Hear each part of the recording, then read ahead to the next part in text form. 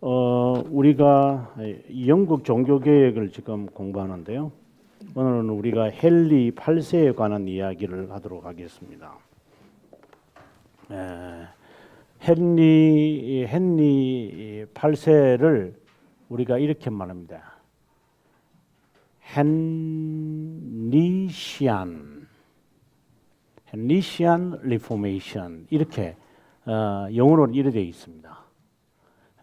영국 종교개혁에서 교회들에게 헨리의 리포메이션이다. 그래서 헨리 8세의 이 과정을 통해서 종교개혁이 일어났다는 것을 우리가 봅니다. 그냥 지난주에는 제가 헨리의 왕의 큰 문제 이래 하거든요. 보통 이렇게 이거는 이제 역사적인 이야기입니다.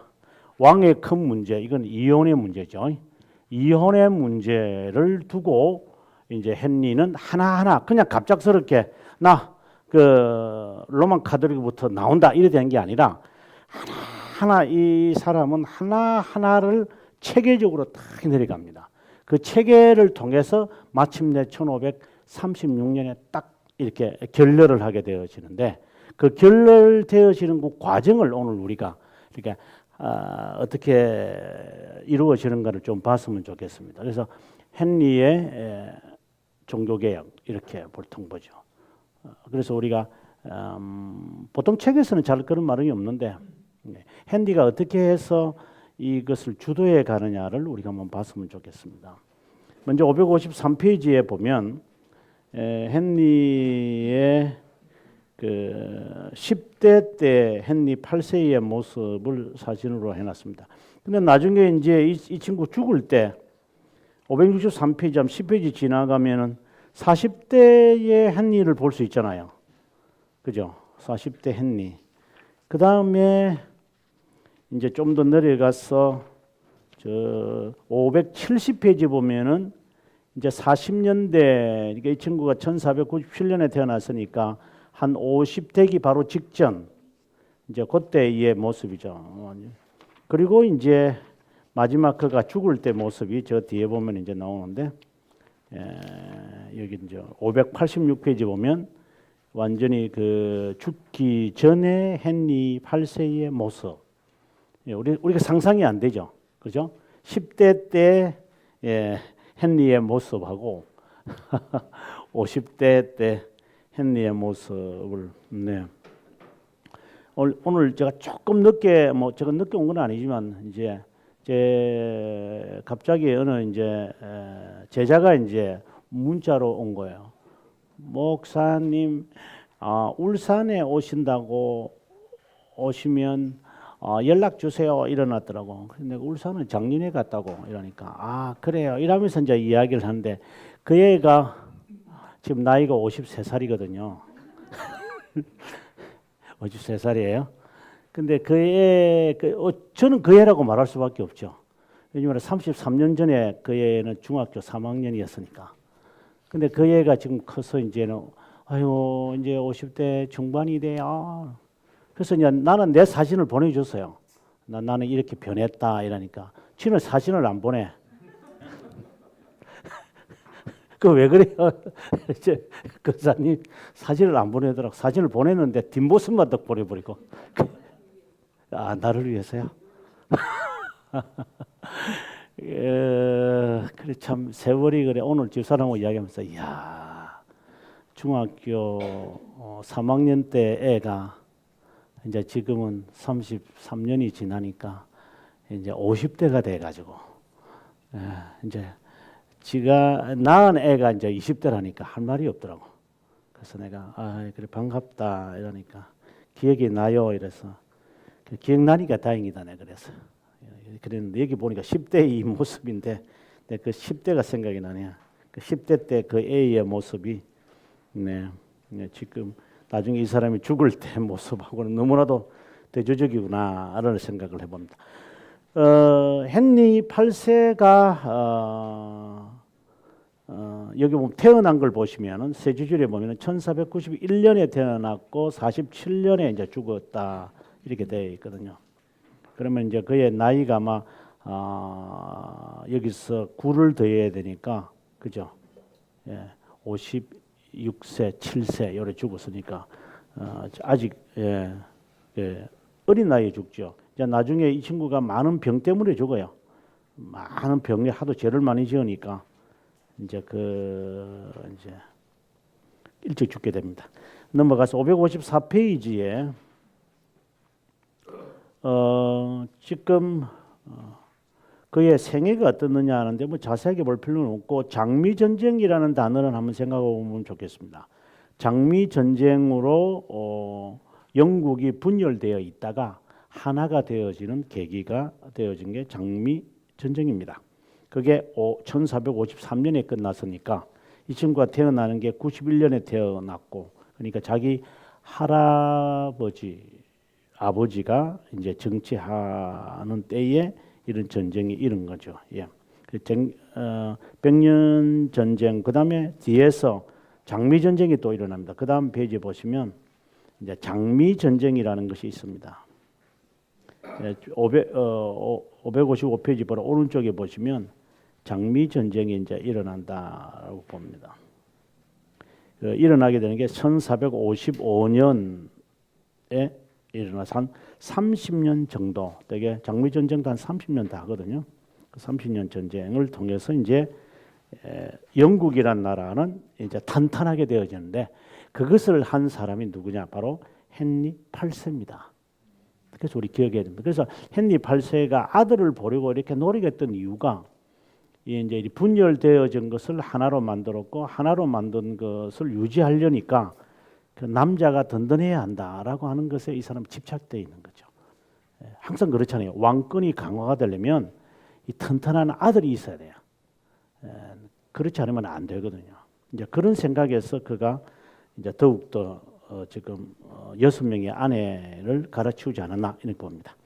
자, 557페이지에 보면 이제 1490년 자기 큰 형이라기보다는 자기 형이 아드가 결혼을 합니다. 근데 보시면 1502년이 죽어요. 그러니까 1486년에 태어나서 4살에 이게 보면 우리나라 나이로 보면 한 4살, 5살 때 결혼하는 거예요. 이게 우리나라 같으면 꼬마 신랑이라고 합니다. 꼬마 신랑. 거기서 이제 결혼을 하고 그 다음에 이제 여기 보면은 아들은 1501년에 결혼을 했다 이러니까 1486년에 태어나서 1501년에 결혼을 했으니까 몇 살입니까? 15살. 그러니까 고등학교 한 3학년 때 이제 결혼을 한 것 같아요. 이제 그리고 난 다음에 그때 결혼한 이유가 자기 아버지가 7세가 빨리 죽어요. 이제 그런 바람에 갑자기 이제 결혼시켜 가지고 빨리 해야 되겠다. 그래서 이제 그 어린 나이에 이제 왕을 삼았습니다. 근데 결혼식하고 첫날 밤에 죽어버려요. 이 아드가. 이러니 이 큰일 난 거죠. 그 이야기가 밑에 보면 557페이지 보면 헨리는 까타리나보다 6세나 어린 나이였다. 6세가 많은 이제 연상의 여인과 결혼할 수밖에 없게 되었죠. 그 다음에 이제 가보면 왜 동생하고 결혼시켜야 되느냐 하면은 첫째는 이제 결혼 지참금이었어요. 그 여성들이 올 때 저희 나라도 그렇지 않습니까? 남자들은 집을 준비하고 우리 요즘 저도 결혼할 때 그랬는데 집사람이 살림 다 갖고 오더라고. 그리고 저는 결혼할 때에 피아노 한 대 사들고 갔고 이제 굉장히 손해 보는 장사를 우리 집사람이 한 것 같아요. 그것처럼 결혼 지참금을 이제 갖고 왔으니 그걸 되돌려 주는 게 힘들었고 그게 첫 번째고 두 번째는 뭐냐면 당시에 그 황제가 누구였느냐면은 그 스페인의 왕이었던 페르디난도 2세였어요. 그러니까 그 사람이 권력이 신성 로마 제국 황제였는데 그 사람의 딸하고 결혼을 시켰는데 이걸 되돌려 보냈을 때 오는 이 힘듦이 있는 거죠. 그래서 못 돌려 보내면서 이제 결국 둘째와 결혼을 시키게 되었습니다. 헨리가 그 카타리나를 사랑해요, 실제로. 굉장히 사랑해요. 근데 왜 이제 이혼하는 마음이 생겼냐면 첫 번째는 전쟁에 많이 참여해요. 헨리 8세는 그 전사거든요. 그래서 이제 페르디난도 2세와 함께 그 프랑스에 대한 전쟁에 항상 참여하다 보니까 이게 뭐 혼자 뭐 애를 놓을 수도 없고, 그래서 이게 애기를 놓는 게 시간이 자꾸만 지연되어져 가는 거죠. 그런데 처음에 놓을 때 애가 죽어요. 둘째 아들 낳았는데 낳자마자 2개월 만에 죽어버리고, 셋째 놓으면은 죽고, 이게 다 죽는 애들을 보니까 나중에 보니까 이게 다 아들이라 이게. 그리고 자주 만나지도 못하고, 이제 그러다가 이제 나은 게 어디냐면 559페이지 보시면 셋째 줄에 임신을 계속했지만 남자 후계자를 낳지 못할 뿐 아니라 어릴 때 죽거나 아니면 낳으면서 모두 죽었다. 마침내 1516년 카타리나가 딸을 낳았는데 바로 메리다. 굉장히 사랑했습니다. 이 헨리가 굉장히 사랑을 했다. 그래서 이름을 메리라고 할 정도로 그를 사랑했다라고 되어 있습니다. 그러던 이제 어느 날 이제 문제가 생기기 시작합니다. 559페이지 이제 중간에 보게 되어지면은 그 어떻게 본다면 카타리나의 여종이죠. 여종의 여인이 한 명 있었는데 엘리자베스 브론트라고 하는 여자가 있었습니다. 이 여자는 결혼한 여자예요. 결혼한 여자인데 이 여자를 보고 이제 아기를 낳고 맙니다. 그게 제일 밑에 줄에 피츠로이라고 하는 아들을 낳았습니다. 이제 그다음 페이지 보면 이제 560페이지에 보면 헨리 피츠로이가 태어났습니다. 이제 이 문제가 되면서 이제 메리라는 그 아이도 사랑하지만 아들을 더 사랑할 수밖에 없죠. 근데 이 아이가 이게 이제 시름시름한 거야. 그러다 나중에 죽어버려요, 또 얘가. 왕으로 이제 하려고 다 세자까지 해놨는데 이 애가 죽어버려요. 이제 그러면서 이제 헨리는 더욱더 불안을 느끼는 거죠. 그래서 이제 중간에 보면 왕의 큰 문제가 생기기 시작을 했습니다. 그 이유는 뭐냐? 자기가 생각할 때 죽은 형의 아내를 취했기 때문에 아들을 낳지 못한다. 자, 이것에 그는 집착하게 됩니다. 이제 이 문제를 이제 해결을 하려니 그 해결을 하는 대신으로 누구를 세웠냐면 여기 밑에서 한 7째 줄 올라오면 토마스 울시라고 하는 사람을 이제 임명을 합니다. 또 이 사람은 자기는 또 교황이 되고 싶어 하고, 그래서 이제 이 사람이 이제 당시의 교황이었던 클레멘트 7세하고 만나 딜을 하는 거예요. 허락해 줘라. 이제 이런 말이. 근데 헨리 7세는 허락을 못 하는 거야. 왜 허락을 못 하느냐면 황제의 바로 그 딸이었는데, 근데 지금 황제는 또 누구냐면 페르디난도의 손자예요. 이제 시대가 바뀌어져서 그러면 그 카타리나는 누구가 되냐면은 고모가 되는 거예요. 이러니 이걸 잘못 건드렸다가 황제가 그냥 졸지에 자기를 침범할 수 있으니 이걸 허락을 못하고 주저주저하는 상황이죠. 그때에 이제 등장한 이제 여인이 있었는데 20살짜리가 이제 그때 이 헨리가 32살이었는데 그때 20살짜리가 딱 등장하는 거예요. 우리가 알다시피 저도 지금 대학생들을 보지만 대학생들 보면요 진짜 예뻐요. 지는 스스로가 못생겼다고 하지만 제가 보니까 나이 든 사람들이 보면 다 예뻐요, 그 애들이. 그 어릴 때 그 모습 있잖아요, 싱그러운 그 모습들이. 근데 이 애들은 열심히 이제 저거들은 화장을 하는데 제가 가끔씩 그래요. 너희는 화장을 안 해도 얼굴에서 광채가 난다 그랬어요.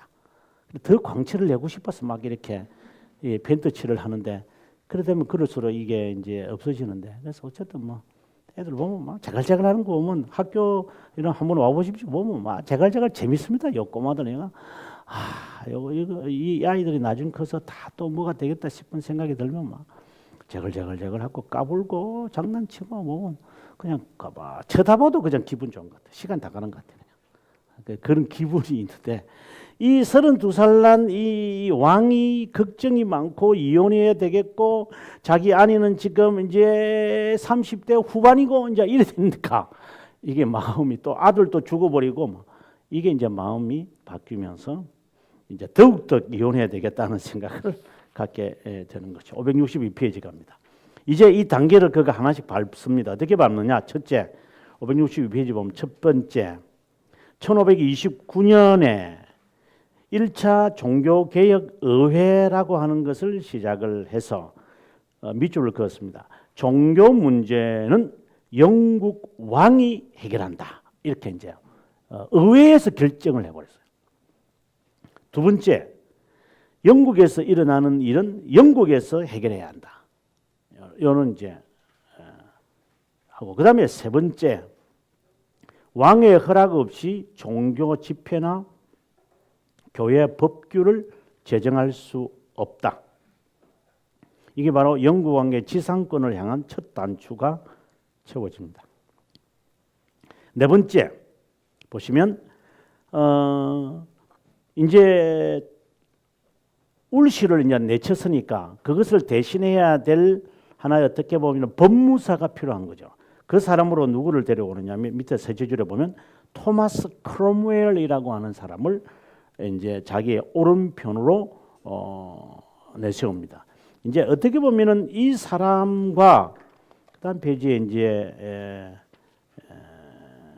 보게 되어지면 이 사람이 이제 이 결혼을 완성시킵니다. 565페이지 보면은 왕의 밑줄을 그었는데 중간에 왕의 큰 문제를 해결한 떠오르는 별들이 있었는데 토마스 크롬웰과 토마스 크랜머다 이렇게 되어 있습니다. 그래서 토마스 크롬웰이라고 하는 사람이 앞장서고 토마스 크랜머가 이 계기를 이용을 해서 그는 종교개혁을 부추기기 시작하는 거예요. 이게. 그래서 이제 토마스 울씨가 죽고 난 다음 토마스 크롬웰을 내세웠고 토마스 크롬웰은 대법관이거든요. 이 사람은.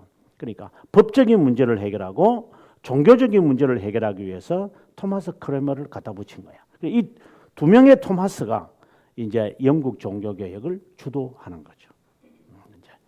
그 이야기가 이렇게 나오는 겁니다. 564페이지 다시 가서 이제 다섯 번째 5차 의회를 거쳐서 성직자 복종법을 재확언하게 되고 여섯 번째 가서 이제 성직자의 첫 수입세 절대 금지법을 통과시켜서 이제 지상권을 이제 옹호하는 대로 갑니다. 그다음에 마지막으로 이게 이제 마지막 결정타였는데 이게 수녀원과 수도원을 해산시킵니다. 왜 수도원을 해산시켰느냐? 제가 이제 여기에 책을 써놨는데 수도원을 해산시켜야만 수도원이 갖고 있는 그 영지들이 있어요. 그 수도원들은 다 산속에 있으니까 이게 땅이 많거든요. 요걸 쫙 다 끌어당기죠. 나폴레옹도 그랬어요. 나폴레옹이 왕이 되자마자 이 사람이 첫 번째로 했던 게 뭐냐면은 로마 가톨릭 사람들과 대항해야 돼요. 그래서 로마 가톨릭 사람들이 갖고 있는 이 모든 권한들을 빼앗는 것이 이게 그가 해할 수 있는 최선의 일이었어요. 그래서 로마 가톨릭과 이 사람은 싸워요 나중에. 그 다음에 이거는 뭐 나폴레옹만 아니고 헨리 8세도 이거는 정치인들이 딱 그래 되어 있습니다. 그 다음에 히틀러 같은 경우도 똑같습니다. 그 독일을 이제 프로이센 왕국으로 이제 통일을 시켰던 이제 이게 뭐지 갑자기 그랬다. 그 프로이센 왕국 그 1차 세계 대전이 이렇게 있기 전에 이게 뭐 이거 뭐 창살이 있는 모자 비스마르크 갑자기 생각. 비스마르크도 정치인들 그러니까 종교인들의 이 세금을 이 사람이 다 거두려고 그랬어요. 이거 우리가 독재자들의 특성입니다. 종교인들을 자기 손아귀에 넣지 않으면 이 정치하기가 어렵다는 것은 누구든지 아는 바입니다. 그래서 우리가 지금 왜 우리가 어떤 문제 생기면 이 정부의 주요한 사람들이 정치를 건드리지 않으려고 하느냐면 종교를 건드려 버리면 종교 사람들이 이 민심을 이렇게 좌지우지하니까 이걸 안 건드리려고 하죠. 건드리면 정치가 복잡해져. 왜냐? 우리 아다시피 종교인들은 죽음을 내놓고 하잖아요. 이거는 이익도 없어요. 그냥 굶어도 좋다, 죽어도 좋다, 그냥 불 속에 들어간다 이런 식으로 하기 때문에 정치인들을 제압하지 않고는 독재자는 완성 못해요. 그런 시대마다 다 그래요. 그래서 종교를 덧입든지 종교를 없애든지 둘 중에 하나를 해야 돼요. 근데 헨리 8세는 이제 수도원을 없앰으로 자기가 종교를 장악하게 되죠. 이제 나중 보면 어떤 일이 생기냐면 이게 보시면 568페이지 제일 밑에 은총의 순례단 그리고 569페이지 보면 은총의 순례단 이게 이제 일어나게 되어지는데 1536년부터 37년에 일어난 거거든요. 이게 수도원들을 다 없애고 나니까 나중에 이 로만 가톨릭 신자들이 전국에서 일제히 다 일어나는 거예요. 왜? 프로테스탄트 종교개혁을 하자고 이 사람이 완전히 전환해 버렸기 때문에. 그래서 이 반발하는데 이 사람이 다 죽여버려요, 그냥요. 잔인하게 죽입니다. 어느 정도 죽이냐면 이제 그 이끌었던 사람들하고 우리가 화해하자. 그럼 그 지도자는 왕이 이제 화해하자고 한다. 이렇게 해가지고 1대1로 만나는 척하고 이 사람을 잡아가지고 배를 가르고 죄송하지만 이 창자를 불태우가 죽여버려요. 그렇게 해서 이 은총의 순례단을 조용하게 만들 정도. 그러니까 이게 지금 이제 1차, 2차에서 7차까지 하는 이 모든 과정을 로만 가톨릭들이 가만 보고 있다가 이 반발이 일어난 게 1536년이었다. 자, 이렇게 보면 됩니다. 근데 실제로 565페이지 다시 돌아오면 종교개혁 의회라고 하는 방금 7번째까지 모였던 이 의회가 마지막에 1536년에 있었거든요. 그러니까 그때 이 사람들이 이제 시츄에이션을 보고 있다가 완전히 일어나서 이것에 대한 이제 반대 운동을 해서 다 처단해 버려요. 다 죽여버려 그냥. 아주 무섭습니다. 이게 헨리 8세만 아니고 샤르마뉴도 그렇고 독재자들이나 그리고 기독교를 국교로 만들었던 380년에 국교로 만들었던 테오도시우스 1세도 물론 그가 뭐 신성한 왕이다 이렇게 이야기도 하지만 이 독재자들은 사람들을 공포 정치를 안 하면은 안 됩니다. 공포 정치를 해야 사람들이 말을 잘 듣습니다. 우리가 군에서 생활해 보신 분은 아실 거예요. 괜히 딱 이렇게 위압이 있어야지 애들이 이렇게 쫄려가지고 가만히 있죠. 그냥 풀어주면 안 됩니다. 그래서 그 새파란 21살 애들 그대 놔두면 되겠어요. 막 어디 웃음이 나와? 이게 장난이야? 이러면 장난 아닙니다. 내가 장난같이 보여? 한번 웃어봐. 이러면 웃어. 너 이렇다고. 우리 다 그랬잖아요. 우리 때는 더 했죠. 이게 웃어 이게 뭐 코미디인 줄 알아? 이러면서 이 총이 그냥 총인 줄 알아? 이게 이 머리를 한번 까봐야 돼. 하면서 총을 딱 장전해 가지고 딱 이러면요 오줌을 줄줄줄줄 산다고 얘기해.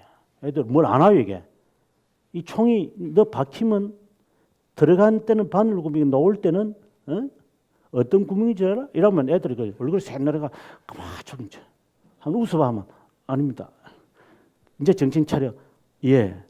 정신 안 차렸어. 대답이 적어라고. 대답도 크게 하면은 내 기머리 아니까 가만히 있어 그냥. 완전히 우리가 다 그랬으니까 찬물 더우면 막 왔다 갔다 해야 이제 정신 딱 왔다 차려가지고 예 알겠습니다. 네. 가서 자 이러면 예 알겠습니다. 이제 그렇게 혼을 빼버려야지 애들이 말 듣지 않으면 말을 안 듣거든요. 애들이 새파란 것들이 그냥 고등학교, 대학교 때 이렇게 풀어져 있다가 여기 오는 애들 이제 그러다 또 새벽 1시에 또 기상시키고 막 정신없게 하고 막 이렇게 하고 해야지 애들 정신 차리는데 이걸 이렇게 가만히 보면서 내가 그 생각이 드는 거예요 이게. 자, 이 토마스 크로멜 이야기는 그냥 넘어가겠습니다. 토마스 크로멜 이야기 뭐 다 해서 이야기가 없고 566페이지 가서 이제 7번째 그 의회하면서 그죠? 이 사람이 했던 거 보시면 한번 봅시다. 중간에 크롬웰은 헨리 8세의 두 번째 아내 앤 볼레인이 권력을 잡고 있는 동안 함께 권력을 누리면서 다음과 같은 일을 했다. 토마스 크롬웰을 말합니다. 이 토마스 크롬웰이 실제로 누구냐면은 토마스 모우의 그 비서였습니다.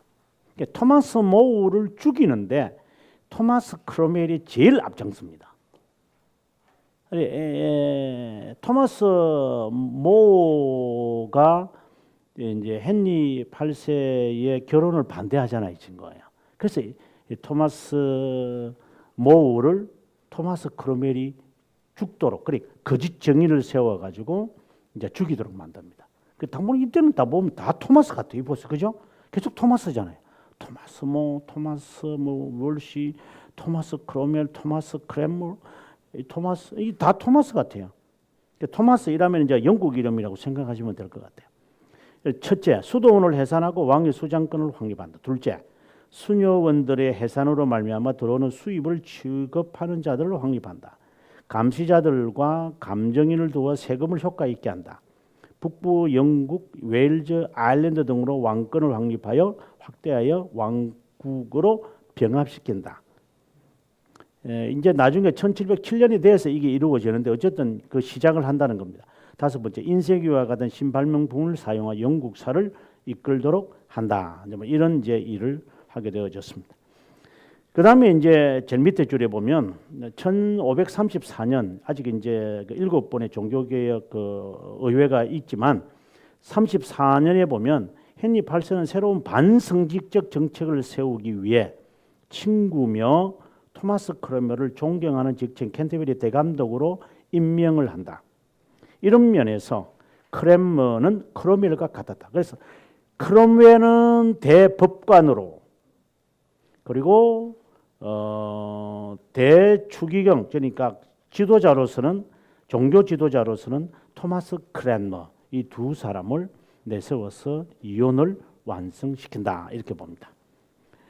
567페이지를 가서 이제 헨리 8세가 두 번째 질문에서요. 앤 볼레인을 만족하지 못합니다. 나중에 22살에 죽여버리거든요. 이 여인을. 죽이는 이유가 남자애를 못 놓는 거야.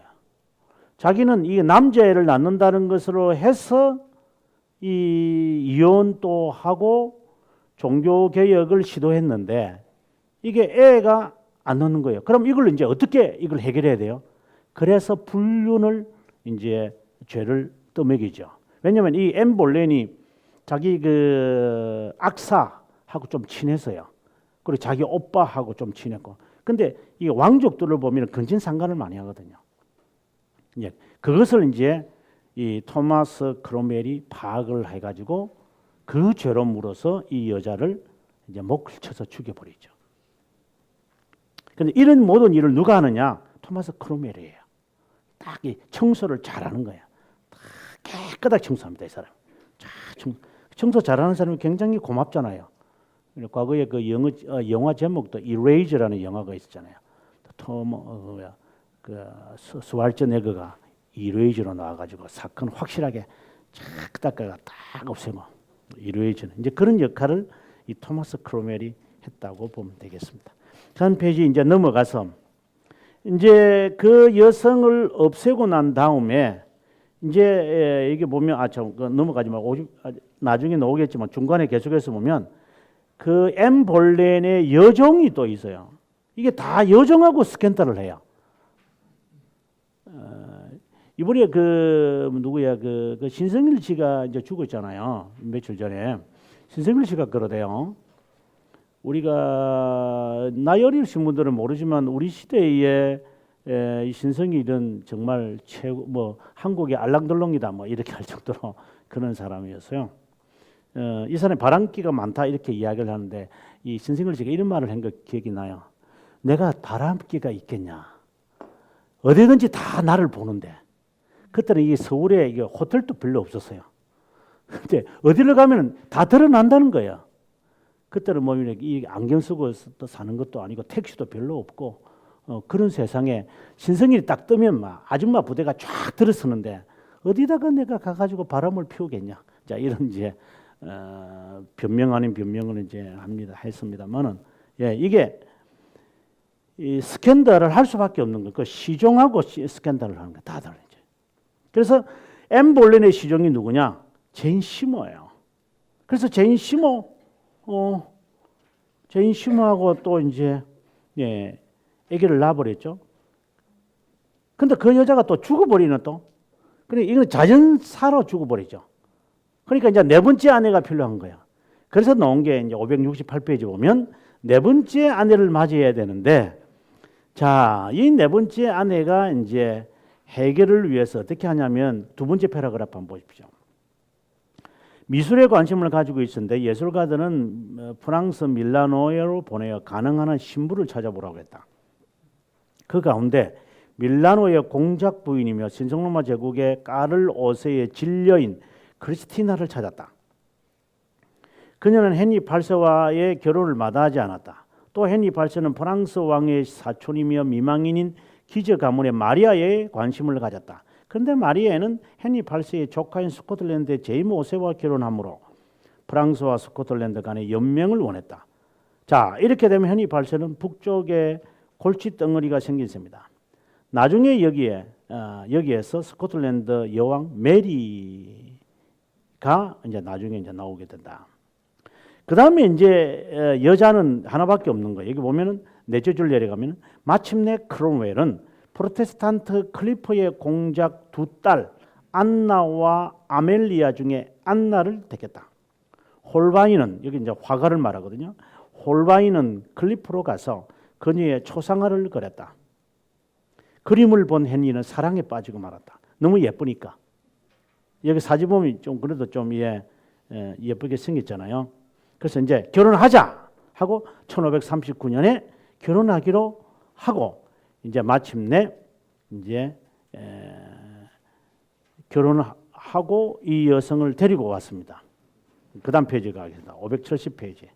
이거 이제 570페이지 보면 중간에 이게 이제 문제가 생기는 거죠. 이게 왜냐하면 지금 전쟁이 지금 하고 있는 차에 결혼식을 한다는 건 좀 힘드니 결혼식은 조금 뒤에 두고 일단 살자. 예, 뭐 결혼식이 중요하냐? 이랬는데 이 여인이 마음에 안 드는 거예요. 얼굴이 다른 거예요. 이제 그래서 아마 우리 흔히 말하는 포토샵을 아마 그걸 많이 한 것 같아요. 네. 이번에 저희 교회 어떤 우리 윤성희 집사님 며느리 될 이제 그 애하고 아들하고 아마 사진을 찍었는 것 같아요. 4개월인가 5개월 후에 결혼하는데. 내가 진짜 천사가 따로 없다고 이러니까 포토샵 조금 했어요 이러더라고. 그 포토샵을 하면 날씬하게 보이는가 봐요. 이렇게 사삭 긁으면 이렇게 싹 솟지는가 봐요. 예. 근데 이건 포토샵을 확실하게 한 거예요, 이게. 너무 많이 했죠. 그래서 밑에 57페이지 보면 570페이지 밑에 보면 홀바인은 앤의 모습을 정직하게 그렸으나 중간에 크로멜이 두 나라 간의 연맹을 원해서 정직한 그림을 왕에게 제시하지 말라고 만류했다. 그리고 다른 모습의 그림을 그려서 왕에게 제시했다. 이 사실을 알게 된 헨리 8세는 1540년에 추밀원에 참석 중인 크로멜을 검거토록 했고 속았다고 생각한 헨리 8세는 화가머리까지 났을 뿐만 아니라 크로멜의 적들도 왕의 분노를 부추겼다. 그들은 크로멜을 검거하고 벼락 출세한 것에 대한 대가를 톡톡하게 치러줘야 한다고 했다. 결국 1540년 타워 그린에서 공개적인 아닌 개인적으로 참수형을 당해 죽이고 만다. 자, 이제 네 번째 결혼을 실패하고 난 다음에 이 사람이 이제 해결은 또 해야 되잖아요. 그래서 이제 그 해결을 위해서 그다음 조금 뒤로 가 보시면 580 이제 3페이지 보게 되어지면은 누구하고 결혼을 하느냐면은 캐서린 하워드라는 여인하고 결혼합니다. 근데 이 애는 또 누구냐면은 이게 보시면은 10대 애입니다. 10대 애. 엠 볼렌의 또 사촌입니다. 그래서 이름도 앤입니다. 그러죠. 이 여자하고 이제 또 이게 또 결혼하는 거예요. 이게 또 누구냐면 이 사람은 또 안나 앞서 그 네 번째 그 결혼해야 되는 안나의 또 여종이에요. 또 이게 다 여종이에요. 이게 다. 그래가지고 이 또 바람이 나가지고 어쨌든 이 애가 이제 꼬리를 막 쳤겠죠. 이제 꽃뱀처럼. 그러니까 이제 40이 넘은 이 사람이 이게 이제 10대니까 꼬리가 막 치면 이 꼬리에 감겨가지고 결혼을 해버린 거예요. 여기 보시면 제일 밑에 보세요. 심신이 지친 49세의 헨리 8세를 위로하는데 캐서린은 최선을 다했다. 그래서 결혼했어요. 근데 이게 또 바람을 피우는 거예요. 또. 그래가 또 죽여버려요. 또. 그래 목치서 죽여버려요. 그러고 난 다음에 584페이지가 보면 이제 마지막 여자하고 이제 결혼을 하게 되어지는데 이때는 정말 좋은 여자하고 결혼을 하게 됩니다. 근데 이제 이 여인도 보시면은 그 연도를 보시면은 1512년에 태어나서 1548년에 세상을 떠나니까 36살에 그렇죠. 31입니까? 36 맞죠? 36살에 이 사람은 이제 죽습니다. 그러면 결혼할 때가 몇 살입니까? 35살이네요. 그렇죠. 그러면 이분은 정말 일찍 죽는 거예요, 또. 근데 이 사람은 미망인입니다. 미망인. 그러니까 아마 나이가 많은 50대 후반에 있던 이 헨리가 예쁜 여자하고도 해봤고 젊은 여자하고도 해봤고 다 해보니까 이제는 그래도 좋겠다. 이래서 이제 결국은 이제 캐서린 파하고 결혼을 하게 된다는 것 같아요. 근데 이 여자에게도 애가 낳기는 낳는데 애는 그렇게 중요하지 않는 것 같아요. 자, 중요한 것은 585페이지 중간에 보면 캐서린 파 주위에 프로테스탄트 신학자들을 두어서 신학에 대해 듣곤했다. 이게 이 여인의 훌륭한 점 같아요. 로만 가톨릭 견지에서 볼 때는 성경을 읽는 것은 이단성이었다. 1543년 성경을 읽는 자들의 반대하는 법이 공포되었음에도 불구하고 개수가여 캐서린 파는 성경을 읽고 배웠다. 그 가운데서 여기에 보면은 앤 에스큐라고 하는 여인도 있었다. 이 여자를 보면은 나이가 25살에 이 여인이 화형을 당해 죽어요. 그래서 이 여인을 통해 가지고 캐서린 파가 프로테스탄트다 이것을 이제 혐의를 씌우려고 했는데 이 여자가 그냥 그 화형을 당해 죽어요. 당시에는 이 사람들이 볼 때는 여성은 고문하지 않아요. 그런데 이 NSQ는 고문을 해요. 그래서 22살의 어린 나이에 이제 화형을 당해 죽죠. 이제 죽을 때 너무 고통스러우니까 이 여자를 화형장에 이제 끌고 갈 때에 그냥 끌고 못 가요. 그냥 고문을 많이 해서. 그래서 이 여성을 이제 의자에 앉혀가지고 의자를 이렇게 마치 우리가 그 물지개처럼 이렇게 해가지고 끌고 가요. 이제 NH가 고문을 당해 죽는 것을 이야기를 듣고 이 캐서린 파가 지금 빨리 죽여야 되잖아요. 그 고통을 당하면 안 된다 싶어서 몸종을 시켜가지고 화약을 몸 얼굴에 이렇게 매게 만들어요. 그게 이제 황이죠, 황. 그래서 이제 불이 붙으면서 이게 황이 터지면서 목이 날아가서 일찍 바로 타자마자 바로 죽고 이렇게 해서 없애버려요. 그게 이제 그 사람을 위한 거죠. 그 죽을 때까지 그 화형을 당하는 것은 이루 말할 수 없으니 그래서 NSQ의 사건은 아주 유명한 사건이죠. 이거는 제가 책에도 나옵니다만은 그 토마스 톰 소여 아니죠 그게 아니라 저기 그 톰 소여의 저자 막 트웨인이 쓴 그 책에 보면 우리가 말하는 그 쌍둥이 그죠? 그 거지 왕자와 그 이야기에 이 NSQ의 이야기가 나와요. 그 정도 나올 정도로 이제 이 NSQ의 이 사건은 매우 참 중요했다 이렇게 보면 되겠습니다. 586페이지 보면은 이제 헨리 8세가 어떻게 죽느냐 하는 모습인데 나이가 들면서 헨리 8세는 허리 두께가 54인치. 나 세상에 40인치도 두껍다고 했는데 54인치면 어느 정도 되는지 상상이 안 되네요. 예. 나이가 들 그다음에 궤양, 몹시 겪었을 뿐만 아니라 매독으로 인해 매우 괴로워했고 누군가가 부족해 주지 않으면 걸을 수 없을 정도였다. 그러니까 이게 그 부종이 많았던 것 같아요. 이게 다리가 나중에는요, 다리가 퉁퉁 부어가지고 이 걷지를 못해요. 제가 영국에 살면서 봤는데 영국 사람들 특징이 또 그거예요. 이 다리가요, 막 매우 두꺼워요. 두꺼워가지고 병원에 오는 사람들 보면 막 우리나라 분들하고 좀 성격이 다른데 우리나라 분들은 이렇게 다리에 힘이 없어가지고 빼빼하면서 이렇게 힘들어하지만 이 사람들은 그 미국 사람도 그런데 다리들이 그냥 굉장히 두꺼워요. 그래서 지팡이를 짚고 이렇게 서서히 오고 이렇게 하는데 아마 여기에 헨리 8세도 이제 그렇다라고 봅니다. 그가 죽기 전에 그가 이제 계승령이라고 하는 것을 그가 발표합니다. 그게 바로 이제 제인 시모가 낳은 아들 에드워즈가 먼저 왕이 되고 만약에 일이 생기면 카타리나가 낳은 메리가 왕이 되고 그 다음에 메리에서 문제가 생기면 앤 볼렌이 낳은 엘리자베스가 되라. 이제 이걸 죽기 전에 해버린 거예요. 그래서 참 이게 참 신기한 것 같아요.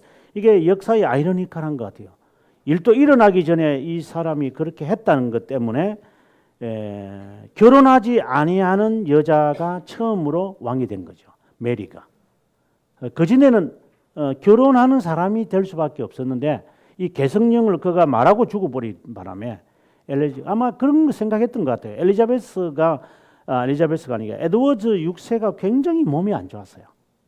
애가 늘 이제 16살이 죽는데 항상 몸이 이렇게 빌빌하고 이러니까 자기 생각이 아마 저기 오래 살지 못한다라고 판단을 했겠죠. 그래서 메리가 돼야 되고 분명히 자기 생각을 그랬던 것 같아요. 저 메리가 저 성깔이 있어가지고 저 성깔이 있어서 요 애를 그대로 두면 뭔가 문제가 생길 것 같아. 그래서 아마 상대적으로 엘리자베스를 시켜놔야 엘리자베스를 따르는 군인 이 무리들과 이 무리들이 팽팽하면서 일을 할 아마 예측을 했지 않았나. 그래서 결국은 그대로 되어버리고 말죠. 그리고 이게 역사의 아이러니한 이야기 같다는 봅니다. NSQ의 이야기가 이제 쭉 전개되고 그다음 페이지 588페이지 보면은 왕자와 거지 이야기에서 NSQ의 이야기 나오는 이건 그냥 제가 소설 읽었던 기억이 나서 그냥 제가 이렇게 해놓았던 거고요. 다시 앞으로 돌아가서 이제 571페이지에 토마스 크랜머 이야기를 한번 해보겠습니다. 앞서는 토마스 크롬웰을 했고 지금은 토마스 크랜머입니다. 이 사람은 대법관이 아니라 이 사람은 교회 지도자였습니다. 제일 밑에 줄에 보면 1526년에 신학 박사 학위를 받고 신학과에서 심사관이 되었다. 그때 나이가 37이다. 그 다음 페이지 넘어가서 572페이지에 밑줄을 그었습니다. 크레머는 두 학생을 데리고 에식스의 워덤에 피신하고 있었는데 헨리 8세도 이곳에 머물고 있었다. 함께 식사할 기회가 있어서 만났다. 자연스럽게 두 사람이 왕의 큰 문제를 논의하게 되었고 그때 크레머는 교회 법학자들과 대학교들이 사망한 형제의 미망인과 결혼하는 것이 불법이라는 결정을 한 다음 까타리나와 왕자 아도가 결혼했다는 것이 증명만 된다면 헨리와의 결혼은 통상적인 교회 법정에 의해 무효화되어야 한다는 것을 제언했다. 그때 이 사람이 크랜머를 마음에 든 거예요. 내 저 사람 내 오른팔을 두면 되겠다. 이래서 이제 그 사람을 이제 당기게 되어집니다. 그다음 그 사진 바로 옆에 봅니다. 헨리 8세의 부름을 받은 후에 크랜머는 자신이 추구하는 모든 것을 제쳐두고 이혼권을 해결하는 데 혼신을 다했다. 먼저 성경 구절, 교회 법들을 언급하면서 결혼의 부당성을 지적했다. 저는 이걸 보면서 그 근현대 교회사에 보게 되어지면은 네덜란드의 그 지도자 학자 가운데서 우리가 이제 17세기에 이 네덜란드 교회사에서 잊을 수 없는 두 사람을 생각해야 되는데 한 사람은 푸트라는 사람이 있어요. 아주 보에티우스라고도 하는데 이 보에티우스라고 하는 이 사람은 이제 개혁교회 안에 데카르트의 이게 들으면 안 된다. 이것을 굉장히 강조한 사람. 근데 그 사람하고 항상 이렇게 논쟁을 했던 사람이 콕세여스라는 사람이 있어요. 콕세여스.